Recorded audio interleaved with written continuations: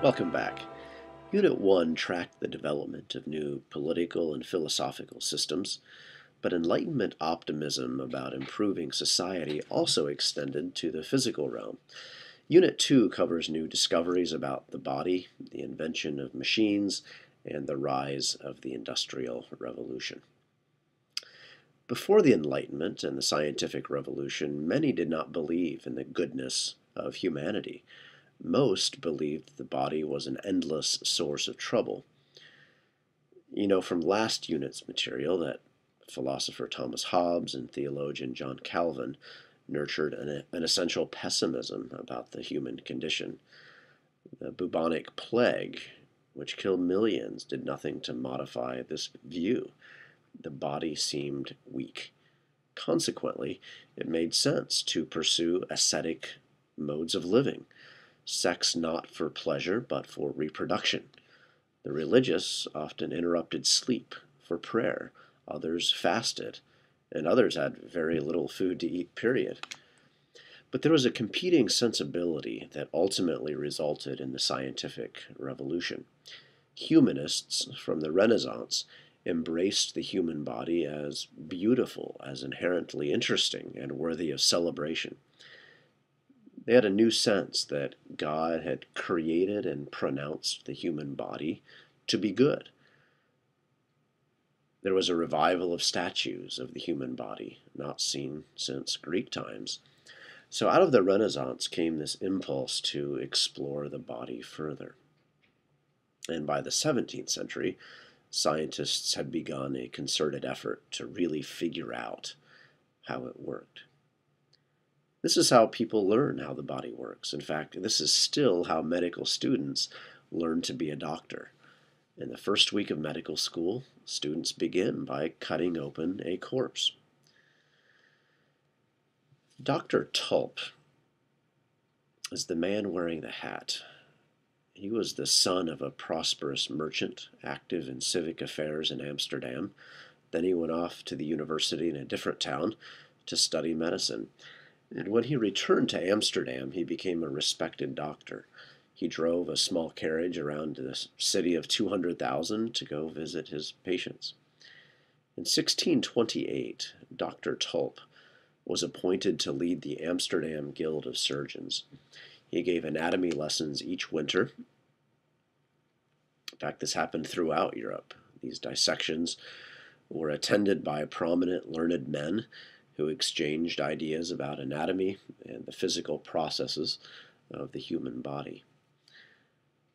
Now, these dissections were generally performed on victims of public hangings. At that time in European cities, the dissection of bodies was only legal if the body was a male criminal and considered to be outside the church.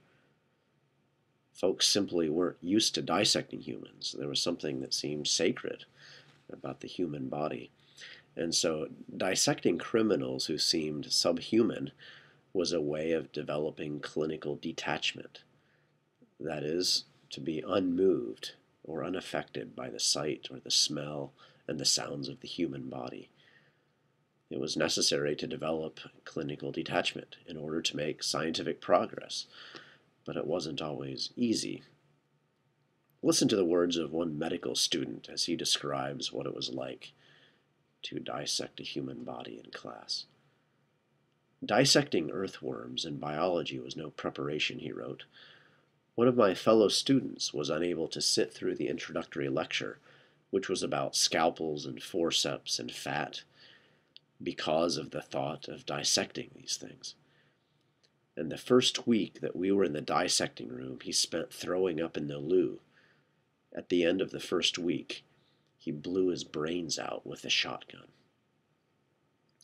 For some people, cutting open a live body was even worse, especially in an age before effective anesthesia.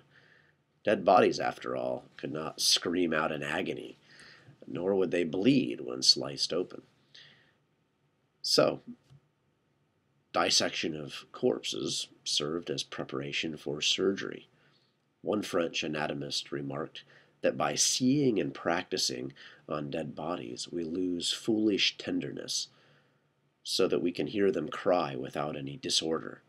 In other words, the surgeon gained a necessary inhumanity, or clinical detachment, through the act of dissection. The problem, of course, was that many modern people began to look at the body only as a wonderful machine, not as a creature with a soul. Perhaps this, in the end, can help explain some of the massive genocides of the modern period. But this was in the future. Dr. Tulp and his compatriots still had a very high view of the human. In fact, they hired the great painter Rembrandt to compose a picture of themselves as a celebration of the Amsterdam Physicians Guild. Like a good humanist, Rembrandt composed the painting as if each person were the subject of a soul portrait. Each individual was given his due, in part because he was paid to. Exquisite physical characteristics and expressions can be seen on each one of these men. All are very intense, all of them seem intellectually curious. The painting's lighting shines on faces and even on the corpse, which serves to emphasize the interest and the beauty of the human body. Clearly, everybody involved is impressed with themselves. This would be a symbol of humanism, and with their growing knowledge, which can be seen as a symbol of the scientific revolution. So the scientific revolution was the opening of a new era in European history. Scientists were surpassing the limits of what the ancient world could teach them. They hoped to finally master the forces of nature through the study of astronomy, mathematics, chemistry, and physics, in addition to biology. The scientific revolution was soon followed by the industrial revolution, in which scientific knowledge was applied to practical matters. It engineered and built machines that were useful. The train was a case in point. In this painting, the Normandy train has reached Paris. Passengers are disembarking, they're unloading luggage. Steam is billowing. Iron dominates the scene. You can see iron in the rails, the lamp posts, the massive frame of the station, and of course the train itself. The human body, the human figure, very often perched on a horse in the Greco-Roman era and then in the Renaissance era, is no longer the focal point as it was in Renaissance artwork. Now the focal point is a machine, a new kind of horse. The train is the central character in this Monet painting. It's a new form of perfection. Not bodies anymore that can deteriorate and that can be hurt by disease, but instead iron machines that are strong and indestructible. People were enthralled by the iron horse or the train. Why? In part because it changed conceptions of time, of space, and consumption. People could travel long distances in one day. Large quantities of goods could be transported very quickly. Orders could be instantly filled. The iron horse brought a sense of wonder. One observer in the 19th century put it this way: "You can't imagine how strange it seemed to be journeying on a train without any visible cause of progress other than the magical machine with its flying white breath and rhythmical unvarying pace. I felt no fairy tale was ever half so wonderful as what I saw." Compared to the iron horse, real life horses leading carriages must have seemed so last century. The results of the scientific revolution and the train were astounding levels of prosperity and a more comfortable life for those who could afford new products. But there were problems associated with industrialization. The end of this unit, of Unit 2, will focus on the many isms, that is, the new systems that sought to stabilize the disruptions caused by industrialization. Some of the isms included Marxism, Romanticism, nationalism, and many, many others that you'll be learning more about in your readings for this unit. And so for others, the train was disquieting. It was a menacing machine. It caused instability in the world. A German text of 1845 speaks of a certain constriction of the spirit that never quite leaves one, no matter how comfortable the rail journeys have become. There was a fear of derailment, of not being able to influence the motion of the carriages in any way, as one person of the 19th century put it. For others, industrialization and the machines that it produced took away jobs. Weavers and other craft workers, for example, were left unemployed because they simply couldn't compete with machines. And so, in the end, the rich got richer, and many of the poor, the laborers, the workers, were left behind.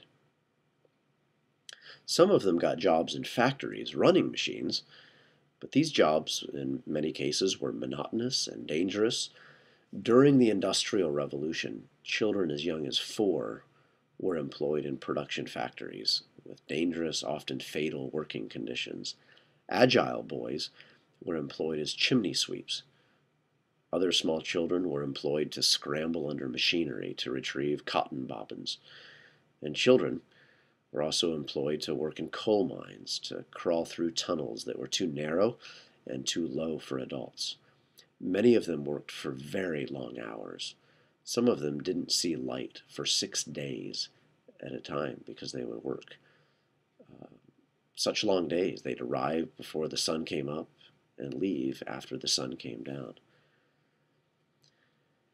So living conditions during the Industrial Revolution varied from the splendor of the homes of the owners to the squalor of the lives of the workers. Poor people lived in very small homes in cramped streets. Homes shared toilet facilities. There were open sewers that ran through the streets. Disease was often spread through a contaminated water supply. Huge numbers of the working class died from working in the mines. Cholera, typhoid were also extremely common, as was smallpox. The average lifespan in Charles Dickens' era, this would be in the early to mid 19th century, was only 27 years. And the environment reflected this reality. One biographer of Charles Dickens said that if a 21st century person, that would be us, were to suddenly find himself in a tavern or a house of the period, he would literally be sick. Sick with the smells, sick with the food, sick with the atmosphere all around him. As you can imagine, there was pushback, there was reaction to these new conditions. One of the groups of people of this era that were most horrified were artists. And if you look at the artwork during the Industrial Revolution, it very much reflected hostility toward the developments of the Industrial Revolution. The Romantic movement, as it was called, mourned an age that was lost.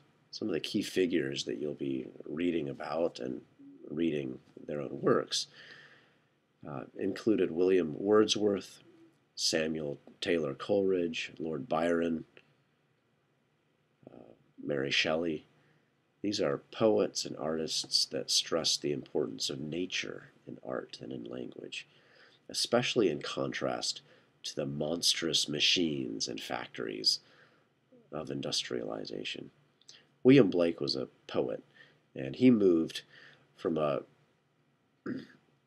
grouping of poetry that he wrote that he labeled the Songs of Innocence to a second grouping that he called Songs of Experience, in which he talked about the dark satanic mills. Take, for example, the text of his poem titled Infant Sorrow, written in 1794, right in the midst of the Industrial Revolution. My mother groaned, my father wept.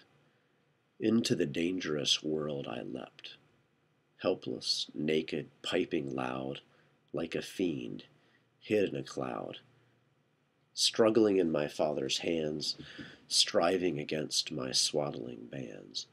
Bound and weary, I thought best to sulk upon my mother's breast. You can see here this movement from songs of innocence, the comfort that a baby experiences inside his or her mother's womb, to then being released to the world in all of its sharpness, all of its discomfort. All that's left to do for this infant is to lay against his mother's breast for comfort. Now take a look at this painting called Songs of Los. The artist depicts a human praying before the world that he has forged, a world that has become more inhuman, that has lost its morality. Essentially, this human is presiding over the decline of morality. Industrialization, as you'll read in your textbook, helped to spark the slave trade, all from the mechanization of the world.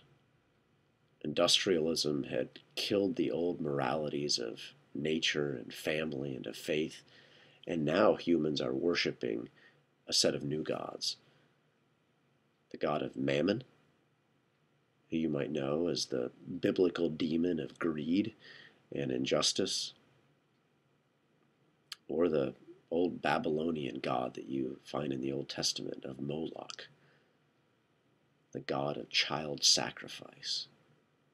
And in the case of the Industrial Revolution, it's often literally what it was, sacrificing your child to long hours, maybe even death, in a cotton factory. These are all examples of the Romantic movement, but Romanticism was but one response to the instabilities of industrialization. There were a lot of others. They included conservatism, liberalism, nationalism, and Marx's socialism. And you're going to be reading about all of these in more detail in your textbook and writing about them in your paper for this unit. So now it's time to turn your attention to some primary sources. Enjoy.